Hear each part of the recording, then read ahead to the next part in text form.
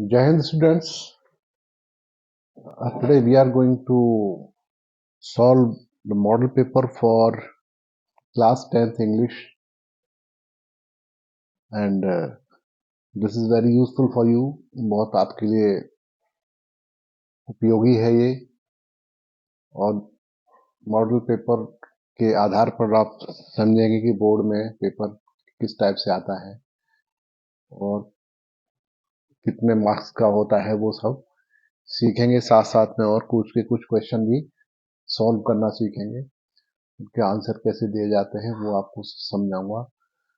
तो आप अटेंशन दें, just pay attention here and carefully सुने और उसको सॉल्व करने की कोशिश करेंगे। आप अपना पेपर पेन लेके बैठ सकते हैं, कोई इंपॉर्टेंट चीज है तो आप उसको नोट भी कर सकते हैं, बट बहुत इंपॉर्टेंट ये है कि आप ध्यान से इसको पूरा वॉच करें, पूरा देखें और सीखें, जिससे कि आप ढंग से इसको समझ में आ जाए आपकी और इसको ठीक से सॉल्व करना सीखें। तो सबसे पहले जो मॉडल पेपर है ये क्लास 10th का है, और ये मॉडल पेपर खाली आपका प्रैक्टिस पर्पज के लिए है। इसमें मैं आपको खाली अभ्यास कराऊंगा, प्रैक्टिस कराऊंगा, और उसको आप ध्यान से देखिए, समझिए, ठीक है। इसमें वही टाइमिंग आपका जो होता है, 3 घंटे 15 मिनट का समय आपको मिलता है सॉल्व करने के लिए। ये 15 मिनट्स में आपको रीडिंग करने के लिए मिलते हैं और 3 घंटे सॉल्व करने के लिए, तो 3 घंटा 15 मिनट का टाइमिंग आपको मिलता है। और इसमें मैक्सिमम मार्क्स होते हैं 70। ये 70 मार्क्स का पेपर होता है। बाकी 30 मार्क्स जो आपके होते हैं वो इंटरनल असेसमेंट के होते हैं, जो आपको विद्यालय से मिलते हैं। अब इसमें जनरल इंस्ट्रक्शंस हैं, वो तो है ही। 15 मिनट आपको रीडिंग के लिए दिए गए हैं। First 15 minutes are allotted to candidates for reading the question paper carefully. First 15 minute आपको क्वेश्चन पेपर को ध्यान से पढ़ने के लिए दिए गए हैं। तो 15 मिनट आपको, फर्स्ट 15 मिनट में आपको क्वेश्चन पेपर को पूरा ध्यान से पढ़ना है। ऑल क्वेश्चंस आर कंपल्सरी, सभी क्वेश्चन इसमें अनिवार्य हैं। This question paper is divided into 2 parts. यह क्वेश्चन पेपर 2 पार्ट में डिवाइड है, part A and part B. Part A consist of multiple choice questions. जो पार्ट ए है उसमें मल्टीपल चॉइस क्वेश्चंस हैं। Answer to these questions are to be marked on OMR sheet. इसके जो answers हैं आपको OMR शीट पे mark करने होते हैं। ये देखिए OMR शीट का फॉर्मेट भी दिया गया है। इसमें आपको 1 से लेकर 20 नंबर क्वेश्चन तक आपको ये वाले मार्क करने हैं। इसमें लिखना नहीं है, कॉपी पर नहीं लिखने हैं क्वेश्चन, आपको 1 से 20 तक के आपको मार्क करने हैं। देन उसके बाद there are 20 multiple choice questions carrying 1 mark each. हर क्वेश्चन का 1 मार्क है। 20 क्वेश्चन आएंगे मल्टीपल चॉइस के, जिनके आंसर आप OMR शीट में भरेंगे, और उनका एक क्वेश्चन का 1 मार्क होगा। Read the question wise instructions and mark your answers on the given OMR sheet. Do not erase. तो OMR शीट में जो आप गोला भरेंगे, जो फिल करेंगे, उसको एक बार फिल कर लिया तो वो फाइनल हो गया, उसको इरेज मत कीजिए, उसको मिटाने की कोशिश ना करें, ना ब्लेड से काटने की कोशिश करें और ना उसमें व्हाइटनर लगाने की कोशिश करें। Part B consist of descriptive type question. Part B जो है उसमें डिस्क्रिप्टिव क्वेश्चन होंगे, जिसको आप लिखना पड़ेगा, कॉपी में लिखना पड़ेगा, आंसर बुक में लिखना पड़ेगा। वर्णनात्मक प्रश्न होंगे जिनको आपको अपने पेन से उनके आंसर्स लिखने पड़ेंगे। Marks are indicated against each. हर एक के आगे जो मार्क्स हैं वो दिए गए हैं। तो पार्ट ए को आपको सबसे पहले रीड करना है, उसके बाद उसके आंसर्स देने हैं। पार्ट 1 देखिए, ये पार्ट 1 है, 20 मार्क्स का है, 20 मार्क्स का है। Read the following passage carefully and choose the correct option to answer the question that follow. दिए गए पैसेज को ध्यानपूर्वक रीड करें और उनके आंसर्स जो है दें। तो सबसे पहले रीड करते हैं इसको।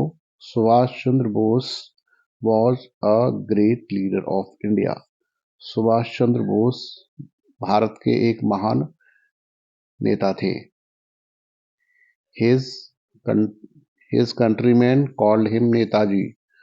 उनके देशवासी उनको नेताजी कहते थे। बिकॉज क्योंकि he led them on the right path, क्योंकि वो उनको सही रास्ते पर ले गए, अपने लोगों को सही रास्ते पर ले गए। He was imprisoned many times. Imprisoned माने जेल में जाना। उनको बहुत बार जेल में बंद किया गया। उनको अनेकों बार जेल में बंद किया गया। मैनी टाइम्स माने अनेकों बार। But he soon found out that, तो उनको जल्दी से पता चल गया that more effort should be made to make India free, कि हिंदुस्तान को, भारत को आज़ाद बनाने के लिए हमें और अधिक प्रयास करने होंगे। The British power was getting weaker in the second world war. द्वितीय विश्व युद्ध में ब्रिटिश जो सत्ता थी, अंग्रेजों की सत्ता, वो वीक होती जा रही थी, कमजोर होती जा रही थी सेकेंड वर्ल्ड वॉर में। ही thought of shaking it from all sides. उन्होंने सोचा कि जो अंग्रेजी सत्ता है इसको चारों तरफ से हिलाया जाए। तो उन्होंने हर तरफ से अंग्रेजी सत्ता को हिलाने का विचार किया। वन डे, एक दिन, he escaped from Calcutta in guise of a Pathan. एक दिन वो कैलकाटा से पठान के वेश में, गाइज माने वेश में, पठान के वेश में निकल गए। जेल से निकल, वहां से निकल गए, घर से निकल गए जहां उनको बंद किया गया था, कैद किया गया था। एंड वेंट टू जर्मनी, और वो जर्मनी पहुंचे वाया पेशावर। पेशावर होते हुए, वाया मतलब होते हुए, पेशावर होते हुए वो जर्मनी पहुंचे। फ्रॉम जर्मनी, जर्मनी से वे ही वेंट टू जापान, फिर वो जापान गए। He organised the Indian National Army. उन्होंने आजाद हिंद फौज का गठन किया। जापान में जाके उन्होंने आजाद हिंद फौज का गठन किया। That fought many battles against the British forces. जिस आजाद हिंद फौज ने अनेकों युद्ध लड़े अंग्रेजों के खिलाफ, अंग्रेजी सेनाओं के खिलाफ अंग्रेज अनेकों युद्ध लड़े थे। ही सैड टू हिज कंट्रीमैन। उन्होंने अपने देशवासियों से कहा, give me blood and I will give you freedom. तुम मुझे खून दो और मैं तुम्हें आज़ादी दूंगा। Give me blood and I will give you freedom. इस तरह से उन्होंने शब्द ये देशवासियों से कहे थे, नारा दिया था। अब ये आपने रीड कर लिया एक बार और आप इसकी स्टोरी समझ गए। अब आपको इसी के बेस पे क्वेश्चंस दिए रहते हैं, 1 2 3 क्वेश्चन है, इनके ऑप्शंस भी हैं, वो ABCD इस तरह से ऑप्शन है हर एक के। तो इनमें आपको सेलेक्ट करना है कि कौन सा ऑप्शन सही है। अब फर्स्ट क्वेश्चन लेते हैं और इसको रीड करेंगे हम। Who was Subhash Chandra Bose? सुभाष चंद्र बोस कौन थे? तो फर्स्ट क्वेश्चन है, इसका आंसर भी इसी के अंदर दिया हुआ है। आप देखोगे यहां लिखा है, Subhash Chandra Bose was a great leader of India. तो ये आंसर मिल गया, ग्रेट लीडर। ऑप्शन देखिए, great leader, great teacher, great scientist, none of these. इनमें से कौन सा सही है? Great leader. ग्रेट लीडर सही है। तो ये वाला फर्स्ट का ए ऑप्शन सही है। तो यहाँ पे हम जो आंसर शीट है हमारी, OMR शीट है, उसमें ए वाला गोला फिल कर देंगे। ठीक है ना? इसी तरह से आप जब सेकंड क्वेश्चन पे जाएंगे, सेकंड क्वेश्चन में लिखा है, give me blood and I will give you freedom. Give me blood and I will give you freedom. Who said this statement? ये किसने कहा? ये देखिए लिखा है ना, he give me blood and I will give you freedom. ये शब्द किसके थे? ये वर्ड किसने कहे? तो ऑप्शन है महात्मा गांधी, जवाहरलाल नेहरू, सुभाष चंद्र बोस और मोतीलाल नेहरू। तो यहाँ बात किसकी हो रही है? सुभाष चंद्र बोस की बात हो रही है। तो ऑप्शन हमारा क्या होना चाहिए? सुभाष चंद्र बोस। सुभाष चंद्र बोस ने ये शब्द कहे थे, give me blood and I will give you freedom.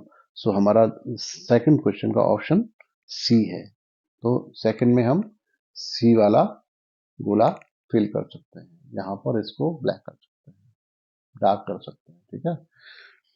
Number 3 question है, question number 3 is Indian National Army was organised by. Indian National Army थी, वो किसके द्वारा ऑर्गेनाइज थी, किसने उसको संगठित किया था। तो आप देखेंगे यहाँ लिखा है he organise the Indian National Army. अब ही कौन है, ये किसके बारे में बात हो रही है, सुभाष चंद्र बोस के बारे में बात हो रही है। तो इंडियन नेशनल आर्मी ऑर्गेनाइज किसने की थी, सुभाष चंद्र बोस ने की थी। तो हमारा ऑप्शन मिल गया, इसमें आंसर मिल गया। तीसरे का ऑप्शन है ए सुभाष चंद्र बोस, बी लोकमान्य तिलक, सी जवाहरलाल नेहरू और डी महात्मा गांधी। कौन सा ऑप्शन सही हुआ, ए सुभाष चंद्र बोस। तो तीसरे का ए ऑप्शन है, तीसरे का ए वाला ये आप गोला ब्लैक कर सकते हैं। इस तरह से आपको आंसर देने हैं ओएमआर शीट में, समझ गए। तो सिस्टम से वन बाय वन क्वेश्चन को रीड करना है, आपके पास में टाइम रहता है, आराम से रीड करके आप क्वेश्चन का आंसर दे सकते हो। हड़बड़ी में, जल्दबाजी में किसी क्वेश्चन का आंसर नहीं देना है, उसको अच्छी तरह रीड करना है, उसके बाद ही उसका आंसर देंगे तो ठीक है, ज़्यादा ठीक है। और जल्दी जल्दी में अगर आपने गोले भर दिए, फिर दोबारा आपको मालूम पड़ा अरे नहीं हमसे गलती हो गई, तो उसको ब्लेड से काटेंगे आप, या रबर से मिटाने की कोशिश करेंगे, या व्हाइटनर लगाने की कोशिश, बेकार जाएगी, क्वेश्चन गलत हो जाएगा, फिर सही नहीं हो सकता। एक बार गलत होगा तो सही नहीं हो सकता, इसलिए गोले ध्यानपूर्वक भरें, पूरा समझ लें ये क्वेश्चन बिल्कुल सही है तभी गोले भरें। सही आंसर बिल्कुल 100% हो जाए तभी गोले को ब्लैक करना है, ठीक है ना। अब 1 से 3 नंबर तक के क्वेश्चन आपने किए, ठीक है, एक एक नंबर के क्वेश्चन है ये आपके, 3 नंबर ये हो गए। अब 4, 5, 6, 7, 8 यहाँ पे इन क्वेश्चन को देखिए, इसमें ग्रामेटिकल क्वेश्चंस हैं, ग्रामर के क्वेश्चंस हैं, तो ये भी बहुत सिंपल हैं, हो जाएंगे। She has to the party, go, option A है go, B went, C gone और डी है गोइंग। कौन सा सही रहेगा, हैज के बाद आपने रूल पढ़ा होगा ग्रामर का, और जो प्रेजेंट परफेक्ट टेंस होता है उसमें हैज हैव आता है, और वर्ब का कौन सा फॉर्म आता है, थर्ड फॉर्म आता है वर्ब का। तो वर्ब का थर्ड फॉर्म कौन सा है इसमें, गो वेंट गॉन, गॉन है ना, तो यहाँ गॉन लगेगा, क्योंकि हैज हैव के बाद ऑलवेज वर्ब का थर्ड फॉर्म आता है, तो यहाँ गॉन है। ये ऑप्शन सी सही है, तो आप 4 में सी वाला गोला भर सकते हैं, ठीक है, ये वाला, यस। अब number 5, question number 5, if you do not do any work you are, अगर कोई काम नहीं करते हैं आप कोई भी काम नहीं करते हो, आप क्या आपको माना जाएगा, लेजी मतलब आलसी, एक्टिव मतलब फुर्तीला, लेबोरियस मेहनती, या ऑल ऑफ दीज, या इनमें से सभी। अगर आप कोई सा काम नहीं करते, कुछ भी काम नहीं करते, तो आपको क्या कहा जाएगा, लेजी, आपको आलसी कहा जाएगा। अगर आप कोई काम नहीं करते हैं, बैठे हुए हैं आराम से, तो आपको लेजी कहा जाएगा या आलसी कहा जाएगा। तो फिफ्थ का ए ऑप्शन सही है, यहाँ होगा लेजी। 5 में ए ऑप्शन, 5 का गोला नंबर ए भरा जाएगा। इसी तरह से 6 क्वेश्चन देखिए, rearrange the following word clusters to make a meaningful sentence. ये जो वर्ड्स हैं ये अलग अलग सही ऑर्डर में नहीं है, ये गलत ऑर्डर में है, आपको रीअरेंज करना है, सही ऑर्डर में इनको लिखना है, जिससे कि पूरा सेंटेंस बन जाए। तो देखिए, God a precious life is the gift, तो इसमें लाइफ तो सब्जेक्ट हो, यहाँ पे life is a prosperous gift to us from God, life is a precious gift to us, ठीक है, तो ये वाला सही है, ऑप्शन ए, 6 का ए ऑप्शन सही है। Life is a precious gift to us from God. जीवन हमारे लिए ईश्वर का अमूल्य उपहार है। ये वाला ऑप्शन सी। तो सिक्स का आप ये वाला गोला भर सकते हैं। ठीक है। इसी तरह से सातवां क्वेश्चन है, which of the following word is miss spelled. इनमें कौन सा वर्ड मिस स्पेल्ड है, कौन सा वर्ड गलत है, कौन सा वर्ड गलत है। तो ज्यादा तो ये गलत ही है, एक सही है। तो मिस स्पेल्ड नहीं होना चाहिए, यहाँ होना चाहिए सही कौन सा है ना। तो या तो यहाँ नॉट होना चाहिए, फिर इज नॉट मिस स्पेल्ड। कौन सा वर्ड मिस स्पेल्ड नहीं है, यहाँ पे नॉट होना चाहिए। ये छपा गलत है इसमें, नॉट मिस स्पेल्ड। तो इनमें नॉट ये भी मिस स्पेल्ड है, इसकी भी स्पेलिंग गलत है, इसकी भी गलत है, इसकी भी गलत है। तो हमारा रिसीव ये सही है, ए वाला ऑप्शन सही है, सेवंथ का ए। तो सेवंथ का आप ए भर सकते हो। इसमें स्पेलिंग टेस्ट भी है ना, तो स्पेलिंग भी आपको मालूम नहीं है। अब है it has been raining. It has been raining, has been और हैव बीन जब लगे होते हैं और वर्ब में आईएनजी होती है, तो कौन सा टेंस होता है, वो होता है present continuous tense, present perfect continuous tense. जब हैज बीन या हैव बीन होता है साथ में और वर्ब में आईएनजी होती है, उसको बोलते हैं प्रेजेंट परफेक्ट कंटिन्यूअस टेंस। और उसमें सिंस और फॉर भी होता है। अब यहाँ लिखा है it has been raining morning, तो यहाँ सिंस आएगा या फॉर आएगा। मॉर्निंग फिक्स टाइम है, तो यहाँ सिंस आएगा। It has been raining since morning, यहाँ सिंस आएगा। तो आठवें का बी ऑप्शन सही है, आठवें का बी। तो ये आप बी वाला गोला भर सकते हो। ठीक है ना। अभी देखिए ये आपके लेसन से आया है, आपकी बुक से आया है। ये तो आउट ऑफ बुक है, आउट ऑफ योर अपने चाहिए, लेकिन ये आपके बुक से आया, सिलेबस से आया है। इसमें भी वही करना, आपको रीड करके इसका आंसर्स देने हैं। आइए पढ़ते हैं इसको। With a satisfied expression, he regarded the field of ripe corn with its flowers. With a satisfied expression, ये लेंचो वाले पार्ट से है और letter to God number part से है। तो उसने संतुष्ट मन से उसने फील्ड को, जो राइप कॉर्न पके हुए धान का जो खेत था, with its flowers wrapped of a curtain of rain, जब बारिश होने लगी थी, तो अच्छी खासी बारिश होने लगी थी, तो वो सेटिस्फाइड था, संतुष्ट था। उसने संतुष्टि का इजहार किया, वो खुश दिखा। But suddenly strong wind began to blow, लेकिन अचानक तेज आंधी आई, हवा बहुत स्पीड से बहने लगी। And along with the rain very large hailstones began to fall, लेकिन अचानक से ओले गिरना शुरू हो गए, बहुत हवा तेज आई और ओले गिरना शुरू हो गए। These truly did resemble new silver coins, वो ओले देखने में ऐसे लग रहे थे जैसे सिल्वर कॉइन्स हों, चांदी के सिक्के हों। The boys exposing themselves to the rain ran out collect the frozen pearls, बच्चे खुश हो गए, बारिश में भीगते हुए उनको इकट्ठा करने गए, ओलों को इकट्ठा करने गए। ओलों का आ गया फ्रोजन पर्ल्स, जमे हुए मोती, जैसे जमे हुए मोती जम जाते हैं बर्फ से, वो जमे हुए मोती। It really getting bad now explain exclaim the man, फिर लेंचू ने कहा अरे अब तो बहुत गलत हो रहा है, ओले गिरना शुरू हो गई, उसको समझ आ गया ये तो नुकसान हो जाएगा। I hope it passes quickly, मैं उम्मीद करता हूँ जल्दी से ये बंद हो जाएगा, ओले बंद हो जाए जल्दी से। It did not pass quickly, लेकिन ये बंद नहीं हुआ, ये ओले जल्दी से नहीं गए। फॉर एन आवर, एक घंटे तक, the hail rain on the house, the garden, the hillside, the cornfield on the whole valley, एक घंटे तक लगातार ओले गिरते रहे बगीचे पे, पहाड़ी के एरिया में और खेतों के बीच में, फसलों के खेत में, और द होल वैली, पूरी पूरी वैली में, पूरे एरिया में वहां ओले गिरते रहे लगातार एक घंटे तक। तो उसका नुकसान हो गया, है ना।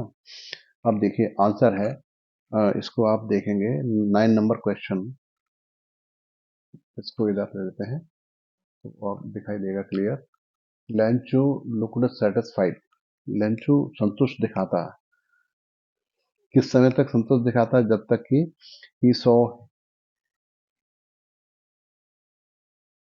He saw the heavy downpour, जब अच्छी बारिश हुई तो वो संतुष्ट दिखाता। खेत को एक बारिश की जरूरत थी ना, फसल को, तो उस समय तक वो संतुष्ट दिखाता। तो इसमें ऑप्शन डी सही है, ठीक है, यहां तक ये ऑप्शन डी सही है।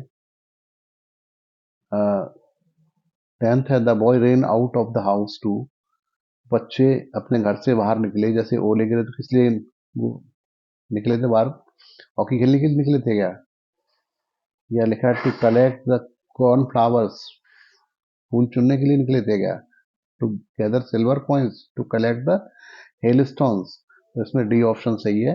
वो ओले इकट्ठे करने के लिए बच्चे बाहर निकले थे, अपने घरों से बाहर निकले थे।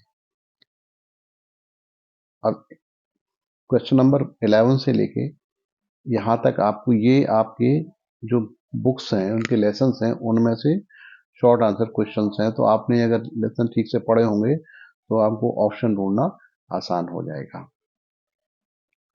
नंबर 11 नंबर क्वेश्चन है, how did Kisa feel at first on being unable to find such seeds. ये वाला क्वेश्चन है, ये आपका एक लेसन है, the sermon at Benares, Gautam Buddha से संबंधित है।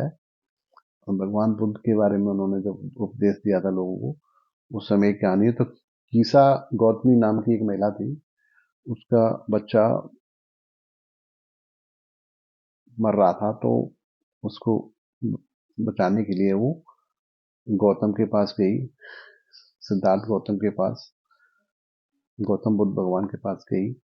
और उन्होंने जब उनको बोला कि तुम कुछ सीड्स लेके आओ, मस्टर्ड सीड्स होते हैं, सरसों के बीज, ऐसे घरों से लेके आओ जिनके घरों में कभी डेथ नहीं हुई।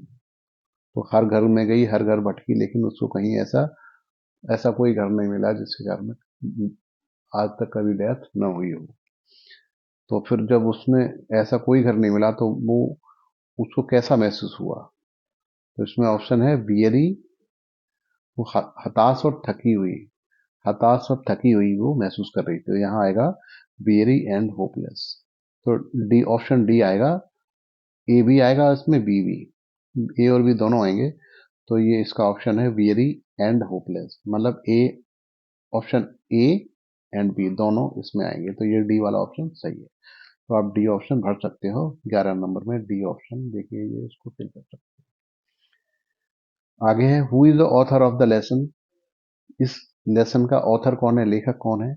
Madam ride the bus, madam ride the bus एक आपके लेसन है बुक में, उसका राइटर कौन है? तो उसका राइटर का नाम है वल्ली कन्नन, राइटर का नाम है वल्ली कन्नन, याद रखना, मैडम राइड द बस का ऑथर जो है वो है वल्ली कन्नन।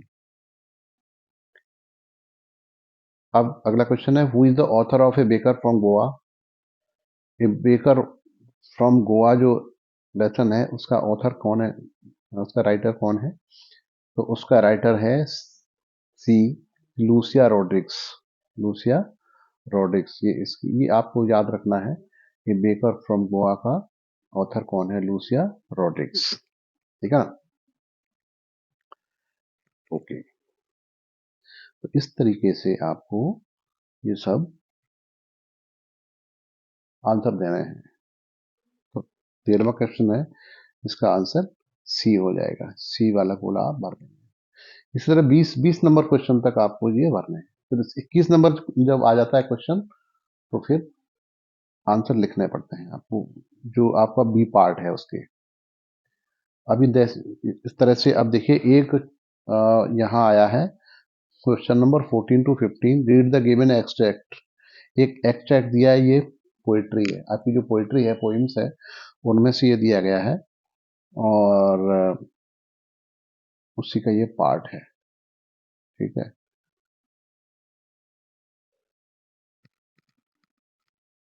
तो वो जो आपकी पोम है उसमें से दिया गया है,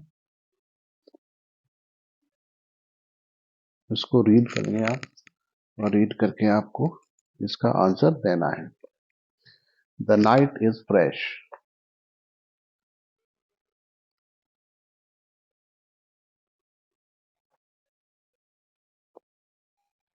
the night is fresh, the full moon shines. The night is fresh, the whole moon shines in a still open. The night is fresh, the whole moon shines in a sky still open. ये जो है pome का नाम है the trees. ये last pome है, the trees नाम है इसका पोम का, और इसको आपको लिखना है। तो the night is fresh, the whole moon shines. रात फ्रेश है, होल मून शाइन कर रहा है, पूरा moon in sky still open, खुले आसमान में। The smell of leaves and lichen, leaves होता पत्तियां, और लिचन वो काई जो होती, काई जम जाती है, वो पत्तियों और काइयों की स्मेल है।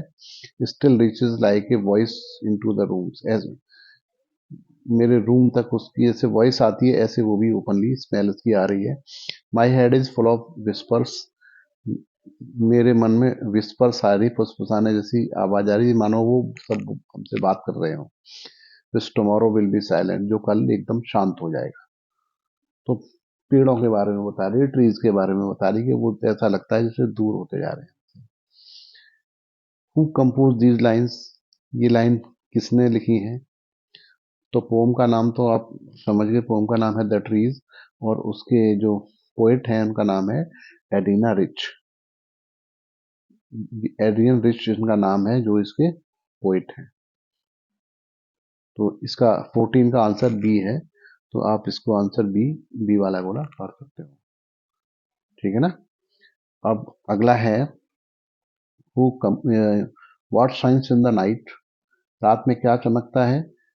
तो यहाँ पे दिया हुआ है द होल मून साइंस, लिखा है ना, द होल मून साइंस, इसका आंसर हो गया फुल मून। तो 15 का सी आंसर आपको मिल गया, ये सी वाला गोला भर देना। अभी आप देखेंगे इसको, नेक्स्ट है to the correct option to the following questions. ये आपकी सप्लीमेंट्री जो बुक है उसमें से दिया गया है, इसमें भी शॉर्ट आंसर क्वेश्चन है, आपको एक एक नंबर के आंसर देने हैं, फटाफट से देने हैं। How many daughters did Ramlal है, जो भोली नाम का जो पार्ट है उससे लिया गया है। उसमें पूछा गया कि रामलाल की कितनी बेटियां थी, तो रामलाल की 4 बेटियां थी, 4 डॉटर्स थी। तो डी ऑप्शन सही है, 16 का डी ऑप्शन सही है। 17 देखिए, at the clinic doctor have gave tricky, जो डॉग था ट्रिकी, उसको डॉक्टर ने अपने हॉस्पिटल में क्या दिया था उसको, कौन सी दवाई दी थी? फ्रूट्स, वेजिटेबल, इंजेक्शन, चॉकलेट्स, या नो फूड फॉर टुडे। तो उस डॉक्टर ने 2 दिन तक कोई भी फूड नहीं दिया था उसको, डॉग को कोई फूड नहीं दिया था, ट्रिकी को कोई खाना नहीं दिया था 2 दिन तक। 17 का ऑप्शन सी सही है।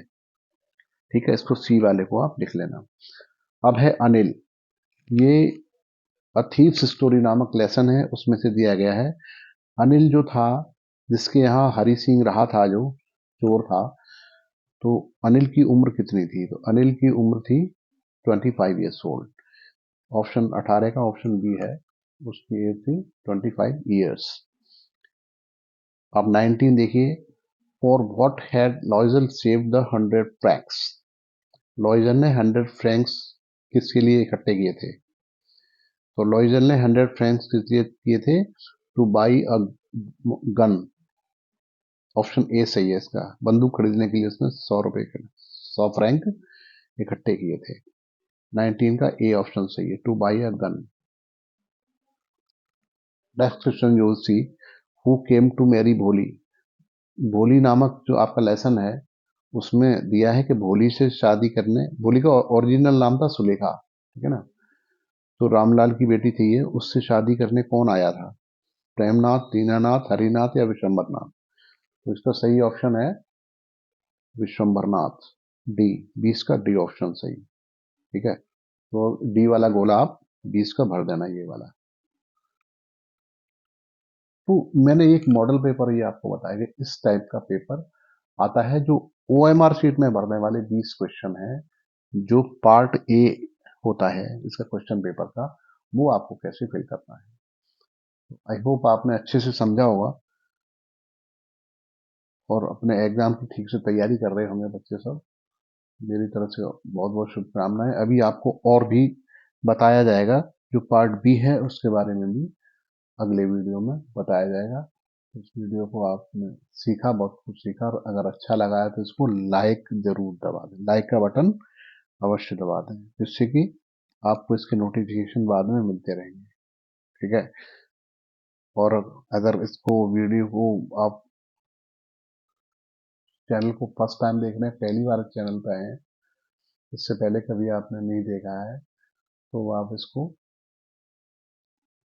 सब्सक्राइब कर सकते हैं और शेयर भी कर सकते हैं अपने दोस्तों के साथ। ठीक है ना। All the best for your examinations. Good luck to you. All the best. Thank you.